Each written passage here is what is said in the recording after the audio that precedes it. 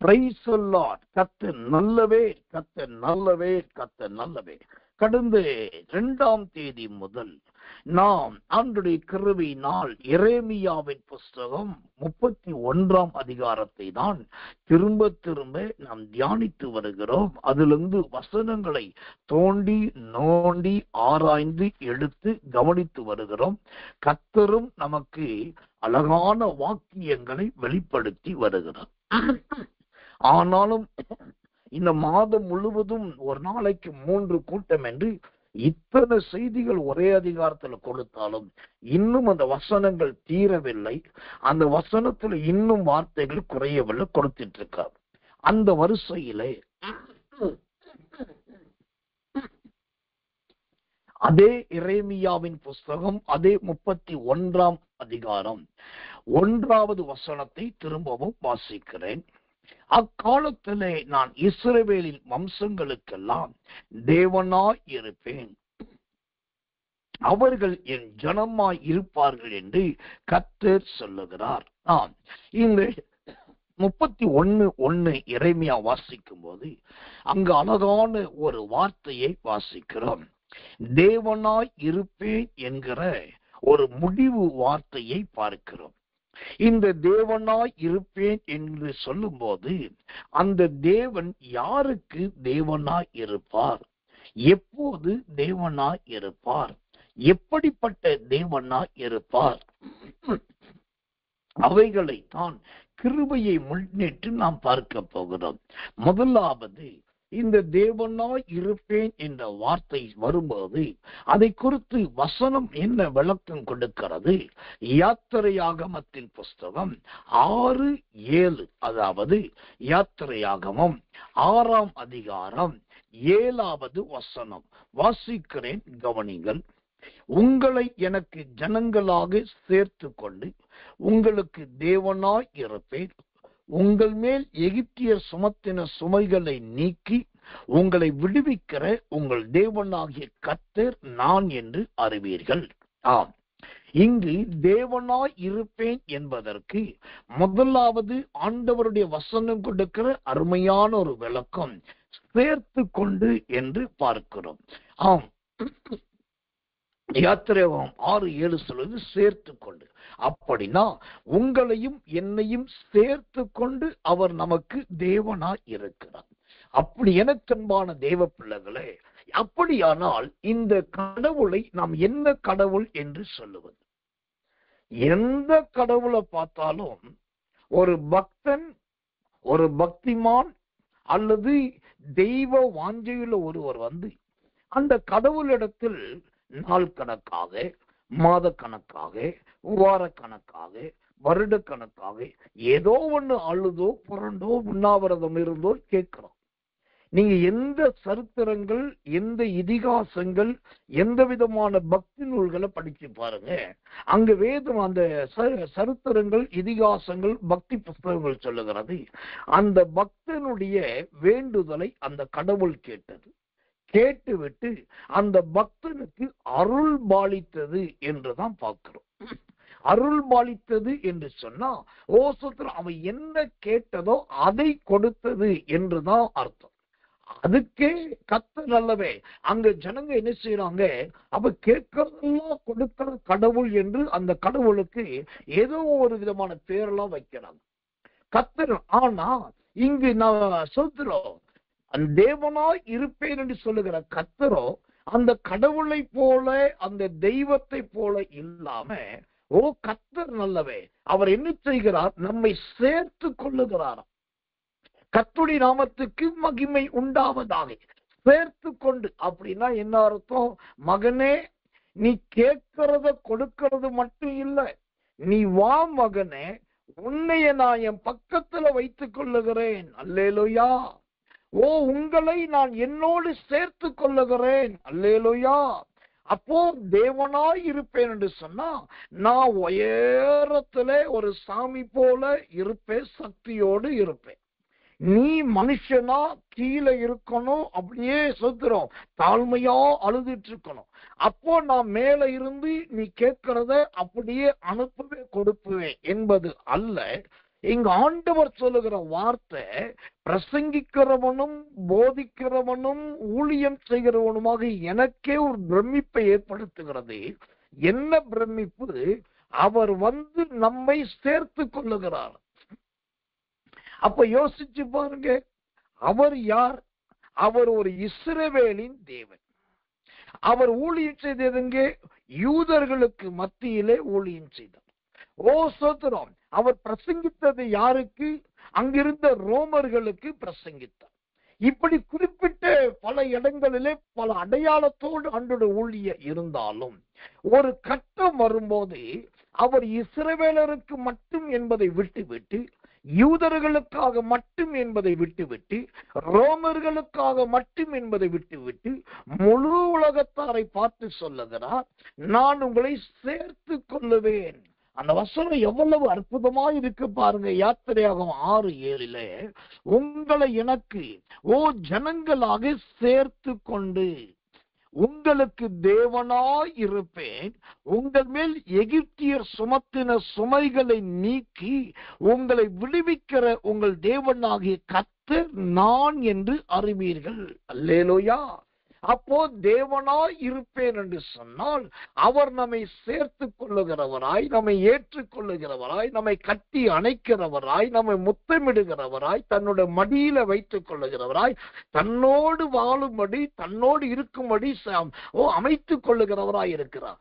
இருக்கிறது மாத்திரமல்ல, அது ஆண்டவர் சொல்றாரு, என்னைக்கு நான் உங்களை சேர்த்து கொள்ளுகிறேனோ அன்னைக்கு உங்க சுமைகளை உங்களை விட்டு நீக்கி விடுவேன். அல்லேலூயா! அல்லேலூயா! என்னைக்கு நான் உங்களை சேர்த்து கொள்ளுகிறேனோ அன்னைக்கு உங்க சுமைகளை நான் நீக்கி விடுவேன். இப்போ இதுலயே நல்லா தெரியுது. என்ன தெரியுது? தேவன் நம்மை சேர்த்து கொண்டாரா இல்லையா என்பதை எப்படி கண்டுபிடிக்கிறதுனா, நாம் ஆண்டவரை சேர்ந்திருக்கிறோம், ஆண்டவர் நம்மை மனதார சேர்த்து கொண்டார் என்று சொன்னா மனசுல பெரிய சுமை இருக்கவே இருக்காது. இருதயத்துல குழப்பம் இருக்கவே இருக்காது. தனியா உட்கார்ந்துட்டு கலங்கி ஆவியையும் கலங்க பண்ணுகிற பழக்கம் இருக்காது.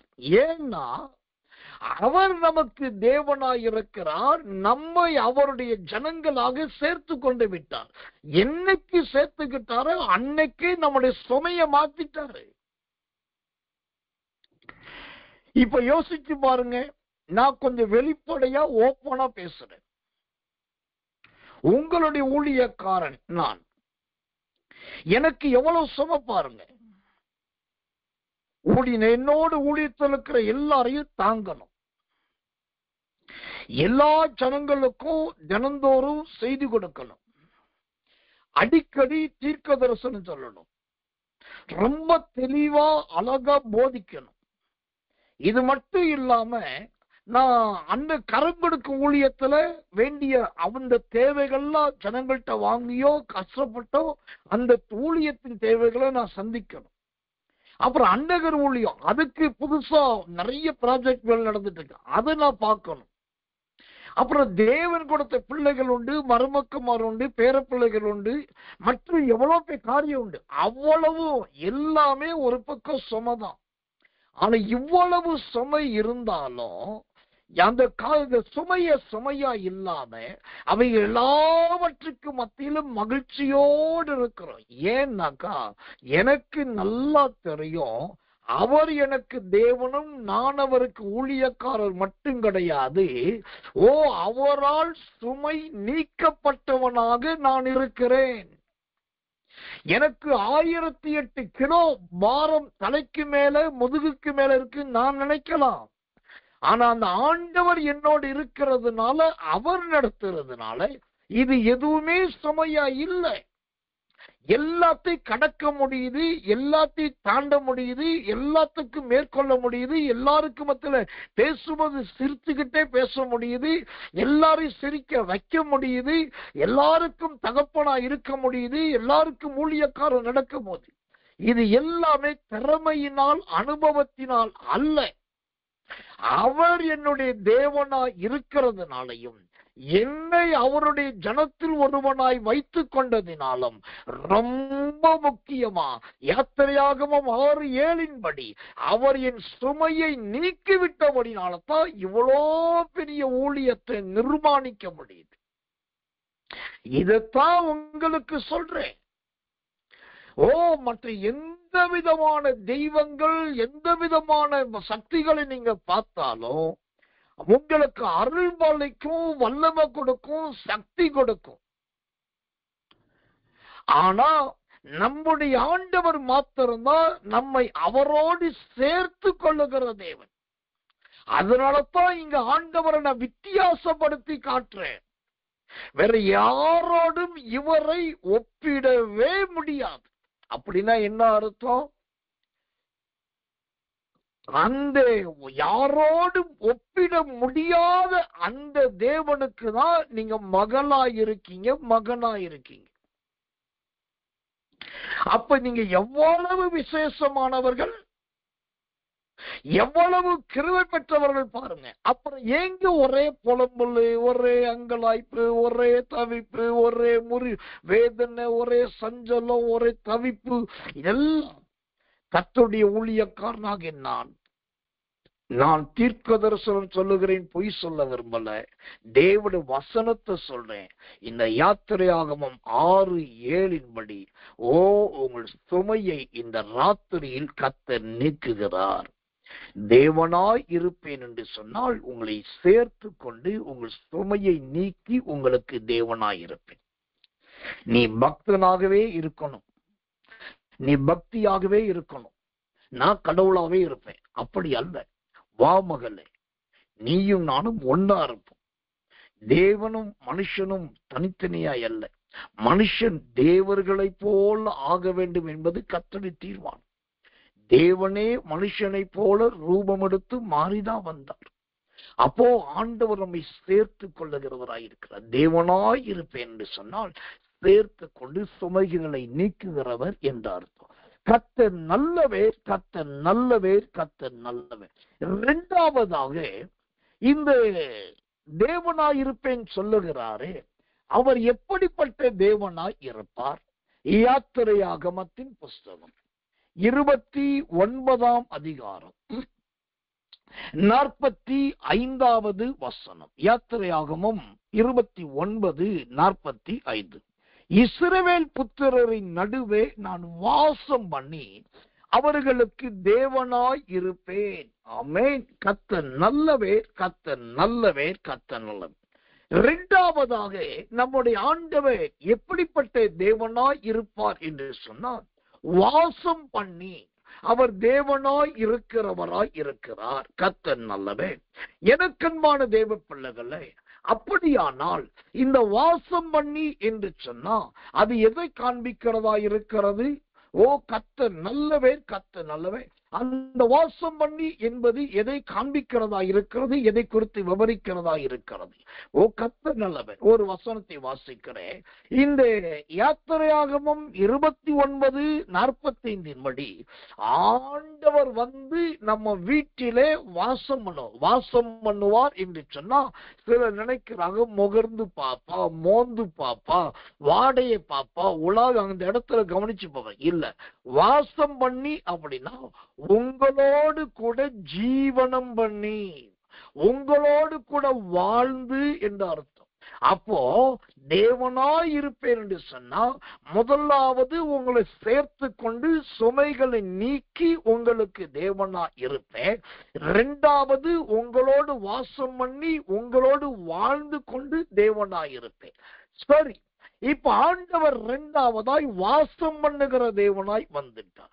அப்போ வாசம் பண்ணுகிறவராய் வந்துட்டா யார் வீட்டில, யார் குடும்பத்துல, யாரோடு கூட ஆண்டவர் வாசம் பண்ணுகிறாரோ அவர்கள் எப்படி இருப்பார்கள்?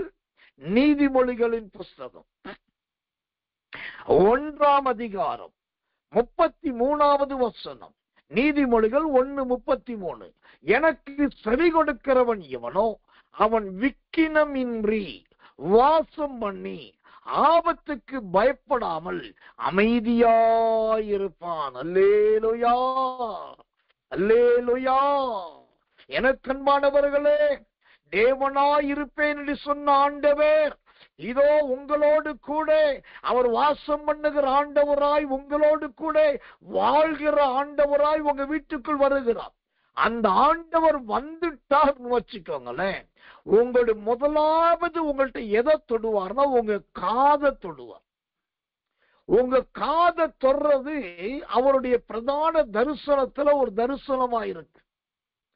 ஏன்னா இன்னைக்கு தேவனுக்கும் மனுஷனுக்கும் இடையில பிரிவினை வர்றதுக்கும் மனுஷன் தேவனை மறக்கிறதுக்கு காரணமே நிறைய பேருடைய காது ஓட்டக்காதா இருக்குது, அல்லது கிழிஞ்ச காதா இருக்குது, அல்லது அழுக்கு கடைஞ்ச வேஷமான காதா இருக்குது. ஆனா தேவன் உங்களோட வாசம் பண்ணி அவர் உங்களோடு கூட இருக்க ஆரம்பிச்சுட்டார்னா முதலாவது உங்கள்ட்ட எதை தொடுவார்னா உங்க காதை தொடுவார். ஏனென்றா அந்த நீதிமொழிகள் 1:33 சொல்லுது, எனக்கு செவி கொடுக்கிறவன் எவனோ, எனக்கு செவி கொடுக்கிறவள் எவனோ. அப்ப ஆண்டவர் உங்களுக்குள் வாசம் பண்ண ஆரம்பிச்சார்னா காதை தொடுவார். அப்போ உங்களுடைய காதுகள் அடிக்கடி கர்த்தருடைய சத்தத்தை கேட்கணும் அப்படின்ற எண்ணத்துக்குள்ள வந்துடும். அவ பேசுறத கேட்க கூடாது, இவன் சொன்னதை கேட்க கூடாது. அவங்க கண்டது உளர்னாங்க, ஏதோ கோல் மூட்டி விட்டாங்க, ஏதோ தூண்டி விட்டாங்க. அதெல்லாம் எனக்கு வேண்டாம். இன்னைக்கு கர்த்தர் என்கிட்ட என்ன பேசினார், என் ஊழியக்காரன் என்ன பேசினார், என் தேவன் எனக்கு என்ன சொன்னார் அப்படின்னு சொல்லி தேவனோடு வாசம் பண்ணுகளுடைய விருப்பம் கர்த்தருடைய சத்தத்தை கேட்கக்கூடிய விருப்பத்துக்குள் வந்துடும். அப்போ முதலாவது அவங்க காதுகளை ஆண்டவர் தொடுகிறார். இரண்டாவது, அந்த தேவன் உங்களோடு வாசம் பண்ண ஆரம்பிச்சிட்டார்னா நீதிமொழிகள் 1:33 இரண்டாவது சொல்லுது, விக்கினம் இன்றி. விக்கினம்னா எதிர்பாராத புயல், எதிர்பாராத சூறாவளி, எதிர்பாராத கொள்ளை நோய், எதிர்பாராத மரண படுக்கை, எப்ப பார்த்தாலும் உடம்புல ஒரு ரோகம் வியாதி, இது எதுவுமே இல்லாதது. விக்கினம் இன்றி அப்படின்னா பெரிய பெரிய தண்டனை இல்லாமல். ஆமென். தேவனாய் இருப்பேன் சொல்லுகிறவர் உங்களோடு வாசம் பண்ண ஆரம்பித்து விட்டா உங்க காதை தொடுவார், சத்தத்தை கேட்க வைப்பார். இரண்டாவது, விக்கினம் என்கிற தண்டனைகள், விக்கினம் என்கிற எதிர்பாராத பாதிப்புகள் இல்லாமல் மாற்றி விடுவார். மூணாவது, இங்க என்ன நடக்கும், அந்த நீதிமொழிகள் 1:33 சொல்லி ஆபத்துக்கு பயப்பட மாட்டார்கள். அல்லேலூயா. ஏன்னா அவங்களுக்கு நல்லா தெரியும், என்னைய சேர்த்து கொண்டது என் கர்த்தர், அவர் எனக்கு தேவனாய் இருக்கிறார். என்றைக்கு என்னை சேர்த்து கொண்டாரோ அன்னைக்கு என் சுமைய மாத்திட்டார். என் சுமைய மாத்தினவர் இப்ப என்கிட்ட வாசம் பண்ண ஆரம்பிச்சார். வாசம் பண்ண ஆரம்பிச்சதுனால என் காது கர்த்தருடைய சத்தத்தை கேட்க ஆரம்பிச்சிச்சு. காது கர்த்தருடைய சத்தத்தை கேட்டதுனால விக்கினம் என்கிற ஆபத்துக்குள் எனக்கு வருவது கிடையாது. விக்கினம் என்கிற ஆபத்து வராததுனால இப்ப நான் எப்படி இருக்கிறேன், பயப்படாமல் இருக்கிறேன். அல்லேலூயா. ஆண்டவர் எவ்வளவு அழகா ஒவ்வொரு லெவலா மாத்துறார் பாருங்க. பயப்படாத ஒரு இருதயம், பயப்படாத ஒரு சிந்தை, பயப்படாத ஒரு எண்ணத்தை கர்த்தர் கொடுக்கிறார். நாலாவது, அந்த நீதிமொழிகள் 1:33 சொல்லுது, அமைதியாயிருப்பான், அமைதியாயிருப்பாள். எனக்கு ரொம்ப பிடிச்ச வார்த்தை இதுதான். இந்த கடைசி காலத்துல நான் ரொம்ப விரும்புறது இதுதான். என்னன்னாக்கா, நம்ம நல்ல ஒரு அமைதியா இருக்கணும். தேவையில்லாத குரல் இருக்கக்கூடாது, தேவையில்லாத புலம்பல் இருக்கக்கூடாது, தேவையில்லாத தவிப்பு இருக்கக்கூடாது, தேவையில்லாத முறுமுறுப்பு இருக்கக்கூடாது, தேவையில்லாத அங்கலாய்ப்பு இருக்கக்கூடாது. எதுவுமே இல்லாம நம்ம உண்டு, நம்முடைய கர்த்தர் உண்டு, நம்முடைய கர்த்தருடைய வேதம் உண்டு. இதைத்தான் நான் விரும்புறேன். நான் உண்டு, என் கர்த்தர் உண்டு, என் கர்த்தருடைய வேதம் உண்டு அப்படின்ற அமைதியா நம்ம பாட்டுக்கு இருக்கணும். ஒரு ஊழியம் வந்ததா ஊழியம் செய்வோம், ஒரு பிரசங்கத்துக்கு வாய்ப்பு கிடைச்சாதான் ஒரு பிரசங்கம் பண்ணுவோம், போதிக்க சொன்னாரா போதிக்கும். யாராவது போன் பண்ணி ஜெபம் பண்ணுங்க பாஸ்டர் கேட்டாங்களா, மனது உருகி உள்ள உடைஞ்சி பாரத்தோடு அவங்களுக்கா ஜெபிப்போம். இதை மட்டும் பண்ணிக்கிட்டு நான் உண்டு, என் கர்த்தர் உண்டு இருந்தா போதும். இதைத்தான் இன்னைக்கு காலத்துல நான் விரும்புறேன். ஒவ்வொரு தேவனோடு வாசம் பண்ணுகிற ஒவ்வொருத்தரும் இதைத்தான் விரும்புவாங்க. அப்போ கர்த்தருடைய ஊழியக்காரனாகி நான் சொல்றேன், தேவனாய் இருப்பேன்னு சொல்லுகிற ஆண்டவர் இன்றைக்கு உங்க விக்கினத்தெல்லாம் மாற்றி போடுகிறார். இன்றைக்கு உங்க பயத்தெல்லாம் மாற்றி போடுகிறார். ரொம்ப முக்கியமா நீங்க அமைதியான ஒரு ஜீவனம் ஜீவிக்க கர்த்தர் உதவி செய்ய போகிறார். அல்லேலூயா, அல்லேலூயா, அல்லேலூயா. நீங்க அமைதியானவர்களாய் இருக்க போறீங்க, அமைதியானவர்களாய் காணப்பட போறீங்க. ஏனென்றால் ஆண்டவர் உங்களோடு கூட வாசம் பண்ண ஆரம்பித்து விட்டார். ஆமென். இந்த அருமையான தேவ சத்தம் உங்க இருதயத்துக்குள் உள்ளே நுழையும் போதே உங்க சரீரத்துல காணப்படுகிற விக்கினங்கள் என்கிற நோய்கள் எல்லாம் இயேசுவின் நாமத்தில் வெளியேறுகிறது. உங்க ஆவியை கலங்க பண்ணி கொண்டிருந்த அந்த பயத்தின் ஆவிகள் எல்லாம் இயேசுவின் நாமத்தில் வெளியேறுகிறது. இப்போது முதல் தேவன் உங்களோடு வாசம் பண்ணுகிறார். அவர் உங்களோடு உங்க குடும்பத்திலே தங்கி இருக்கிறார். அவர் உங்களோடு கூட ஜீவிக்க ஆரம்பித்து விட்டார். அல்லேலூயா. முதலாவது அவர் தேவனாய் இருக்கிறவர், இரண்டாவது அவர் வாசம் பண்ணுகிறவர், மூன்றாவது அவர் எப்படிப்பட்டவர்? லேவியாராகமத்தின் புஸ்தகம் 26ஆம் அதிகாரம் 12வது வசனம். லேவியாராகமம் 26:12. நீங்கள் எகிப்தியருக்கு அடிமைகளாய் இராதபடிக்கு நான் அவர்கள் தேசத்திலிருந்து உங்களை புறப்பட பண்ணி உங்கள் நுகத்தடிகளை முறித்து உங்களை நிமிர்ந்து நடக்க பண்ணினேன். உங்கள் தேவனாகிய கர்த்தர் நல்லவர். 12வது வசனத்தை வாசிக்கிறேன். நான் உங்கள் நடுவிலே உலாவி உங்கள் தேவனாய் இருப்பேன், நீங்கள் என் ஜனமாய் இருப்பீர்கள். ஆமென். முதலாவது தேவனாய் இருக்கிற அவர், இரண்டாவது சேர்த்து கொள்ளுகிற அவர், மூன்றாவது வாசம் பண்ணுகிற அவர். இப்போ லேவியாராகமம் 26:12 சொல்லுகிறது, உங்கள் நடுவே உலாவி. அம்மா ஐயா கவனிங்க, வாசம் பண்ணுதல் என்பது உங்களோடு வாழ்வது. நீங்க ஹால்ல இருந்தீங்கன்னா இருப்பாரு, ரூம்ல இருந்தீங்கன்னா இருப்பாரு. இப்ப ஹால்ல இருக்கிற ஆண்டவர் அடுத்து இப்ப என்னவா மாறிட்ட? உலாவுகிறவராய் மாறிட்டார். வீட்டிலே சமயக்கட்டுக்கு வருவார், வீட்டு தோட்டத்துக்கு போவார், வீட்டு முன்பகுதிக்கு வருவார், ஓசர் படுக்கை அறைக்கு போவார், ஓசத்துல எல்லா இடத்துல உலாவுவார். உங்க வீட்டை சுற்றிலும் விக்கிரகங்கள் இருக்குது, வீட்டை சுற்றிலும் பொல்லாத மனிதர்கள் இருக்கிறாங்க, பயங்கரமான குழப்பத்தை உண்டு பண்ணவங்க இருக்காங்க. அவங்க எல்லாம் இருக்கிற பகுதிக்கும் ஆண்டு உலாவுவார். அப்படி போகும்போது அங்க இருக்கிற விக்கிரகங்களுக்கு மத்தியில கலக்கம் உண்டாகும், துன்மார்க்கருக்கு மத்தியில அதிர்ச்சி உண்டாகும், அவங்களுக்குள்ள சஞ்சலமும் தவிப்பு உண்டாகும். ஆனா நீங்களோ கர்த்தருக்குள் மகிழ்ச்சியா இருப்பீங்க. இதுல ஒரு ஆச்சரியத்தை பாருங்க. அந்த லேவியாராகமம் 26:13 வசனம் சொல்லுது, 12ஆம் வசனத்தை அவர் உலாவுகிறார். உலாவ ஆரம்பிச்ச உடனே 13ஆம் வசனம் என்ன சொல்லுது? அவர் உங்கள் நுகத்தடிகளை முறித்து உங்களை நிமிர்ந்து நடக்க பண்ணின உங்கள் தேவனாகிய கர்த்தர். அல்லேலூயா. நிமிர்ந்து நடக்க பண்ணுகிற கர்த்தர். நான் யாருக்கு முன்னாடி தலை குனிய வேண்டிய அவசியம் இல்லை. எங்கேயும் தலை சாய்க்க வேண்டிய அவசியம் இல்லை.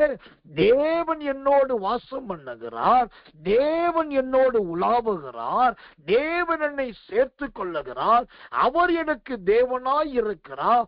அதனால இனி நான் எப்படி வாழப்போகிறேன் என்றால் தலை நிமிர்ந்து நடக்க போகிறேன். உங்களை நிமிர்ந்து நடக்க பண்ணுகிற தேவன். லூக்கா சுவிசேஷம் 13ஆம் அதிகாரத்துல 18 வருஷமா ஓசதர் கூனியா இருந்த ஒரு ஸ்திரீ உண்டு. ஆபிரகாமின் குமாரத்தி, ஆபிரகாமின் சந்ததியின் கடைசி தலைமுறைய அவதான் என்று வல்லுநர்கள் சொல்றாங்க. அந்த கடைசி தலைமுறையாகிய ஆபிரகாமின் குமாரத்தி ஆகிய அந்த ஸ்திரிய சாத்தான் நிமிரவே, அதுவும் வசனம் சொல்லுது, எவ்வளவேனும் நிமிரக்கூடாது. அப்படின்னா கொஞ்சம் கூட நிமிர முடியாம அவளை வளர்ச்சி வச்சிருந்தான். ஆனா ஆண்டவர் வந்தார், அந்த எவ்வளவேனும் நிமிரக்கூடாத அந்த ஸ்திரியை தொட்டார். சாத்தானை பிடியிலிருந்து அவளை கட்ட அவிழ்த்தார். அன்றோடு அவள் நிமிர்ந்து நடக்க ஆரம்பித்தார். இதைத்தான் கர்த்தர் சொல்லுகிறார். இன்றைக்கு வெட்கப்பட்டு கூனி போய் குறுகி போய் தலை சாய்ந்து எந்த விசேஷத்துக்கு போகாம, எந்த பண்டிகைக்கு போகாம, எந்த கல்யாண காட்சிக்கு போகாம, எதுக்கும் கலந்து கொள்ள முடியாம தாழ்வு மனப்பாடியோடு இருக்கீங்களா? ஆண்டவர் சொல்லுகிறார், இன்றைக்கு நான் தேவனாய் உங்கள் நற்றியில் உலாவுகிறேன். உலாவுகிற நான் உங்களை நிமிர்ந்து நடக்க பண்ண போகிறேன். அல்லேலூயா.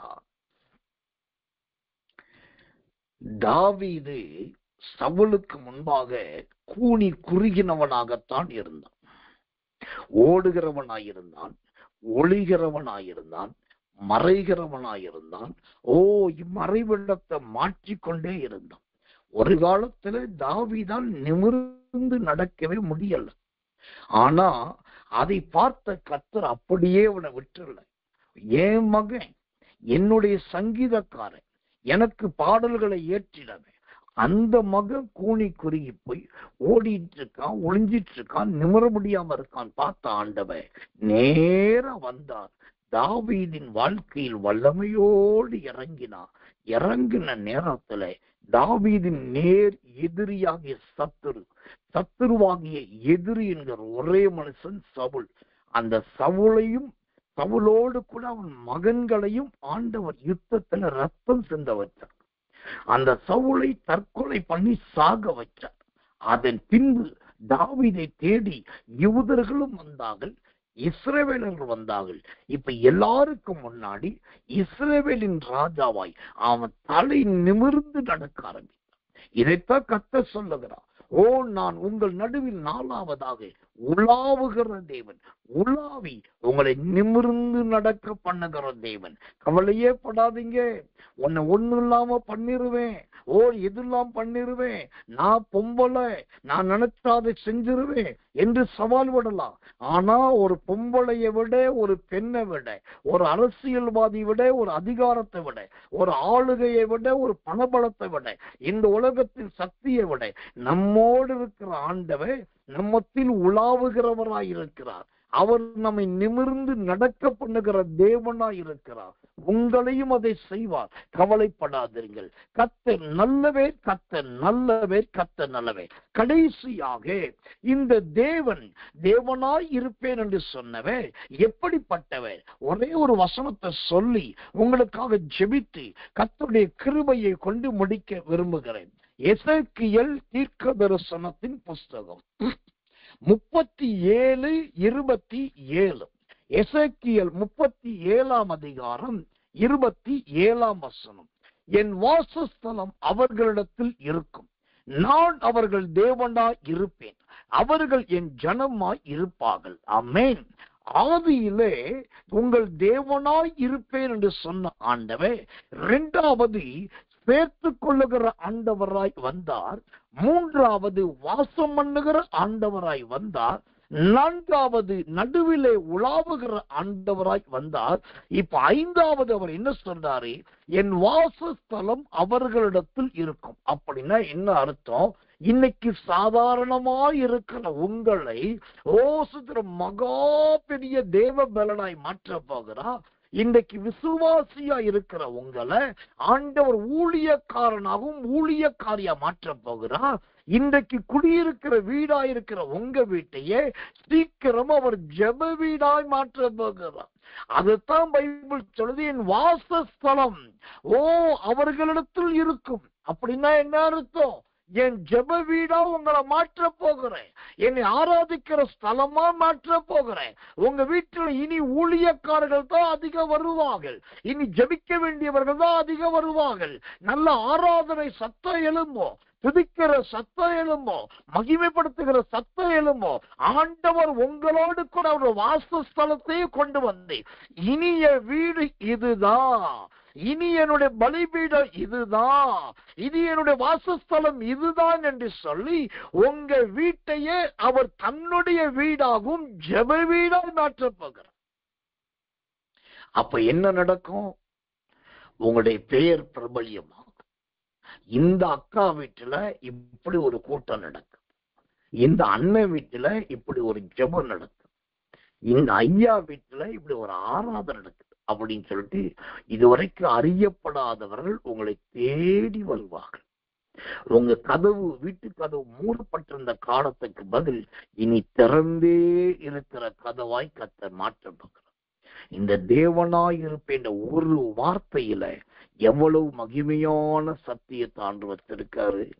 ஓ எனக்கு அன்பான தெய்வ பிள்ளைகளே, அந்த அவருடைய வாசஸ்தலத்தை உங்க நடுவுல வச்ச உடனே அடுத்து அந்த இடம் எப்படி மாறுது பாருங்க. அந்த 28ஆம் வசனம், இசைக்கேல் 37:28, அப்படியே என் பரிசுத்த ஸ்தலம் அவர்கள் நடுவிலே என்றென்றைக்கும் இருக்கும் போதும். இங்க ஒரு வார்த்தையை கவனிங்க தாயாரே, சகோதரியே, ஊழியக்காரை கவனிங்க. அப்படியே பரிசுத்த ஸ்தலம் அவர்கள் நடுவில் என்றென்றைக்கும் இருக்கும் போது. அப்படின்னா என்ன அர்த்தம் தெரியுமா? இன்னைக்கு உங்களுக்கு தேவனாய் வருகிறார், அடுத்து உங்களை சேர்த்துக் கொள்ளுகிறவராய் வருகிறார், மூன்றாவது உங்களிடத்தில் வாசம் பண்ணுகிறவராய் வருகிறார், நாலாவது உலாவுகிறவராய் வருகிறார், ஐந்தாவது அவருடைய வாசஸ்தலத்தையே வச்சு உங்க வீட்டை ஜெபமொழியில மாற்றுறது மட்டுமில்ல. 28ஆம் வசனம் சொல்லுகிறபடி என் பரிசுத்த ஸ்தலம் அவர் நடுவில் என்றென்றைக்கும் இருக்கும் என்ற வார்த்தை என்ன அர்த்தம் தெரியுமா? உங்களுக்கு பின்னாடியும் அந்த வீட்டை ஒரு ஜெப வீடாவே கர்த்தர் மாற்றுவோம். உங்களுக்கு உங்களுடைய வாழ்நாளுக்கு பின்னாடி உங்க பிள்ளைகள் ஊழியம் செய்வாங்க. இதெல்லாம் கற்பனை வார்த்தை இல்லைங்க, இட்டுக்கட்ட வார்த்தை இல்லைங்க, இதெல்லாம் கர்த்தருடைய வார்த்தை. எழுதி வைத்துக் கொள்ளுங்க. உங்களுடைய அடுத்த தலைமுறையை குறித்து கர்த்தர் பேசிட்டு இருக்காரு.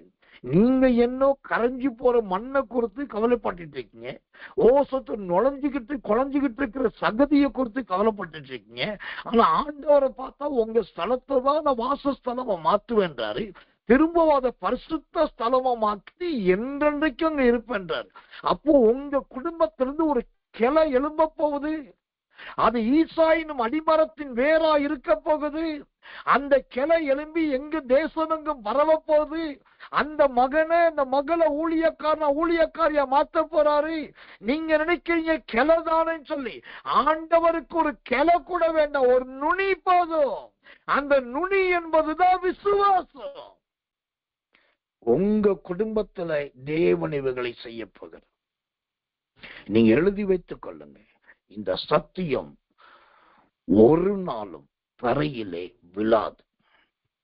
இந்த சத்தியம் ஒரு நாளும் மண்ணிலே விழாது. இது அப்படியே நடக்கும், இது அப்படியே நிறைவேறும், இது அப்படியே சம்பவிக்கும்.